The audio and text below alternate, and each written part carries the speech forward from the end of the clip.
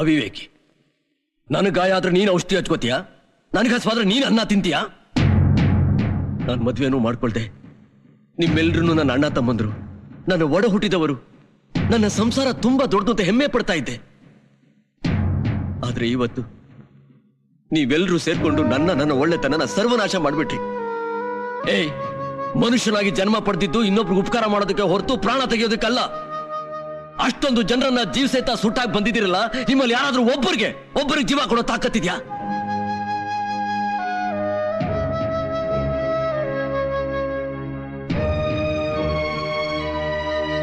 ನೀನು ಅಲ್ಲಿ ಹೋಗಿದ್ಯಾ? ನೀನೆಷ್ಟು ಮನೆಗೆ ಬೆಂಕಿ ಹಚ್ಚಿದೆ? 3 ಮನೆಗೆ. ಚೋಟುದ ಬೆಳೆದಿಲ್ಲ, ಆಗ್ಲೇ ಬೆಂಕಿ ಹಚ್ಚಕ್ಕೆ ಹೋಗಿದ್ಯಾ ನೀನು? ದೊಡ್ಡವನಾದ್ಮೇಲೆ ಕೊಲೆಗಾರನ ಆಗ್ತೀಯಾ? ನಿನ್ನಂತ ನಂಬ್ಕೊಂಡಿದ್ರೆ ದೇಶ ಉದ್ಧಾರ ಆದಾಗೆ. ರಾಯ್ರೆ,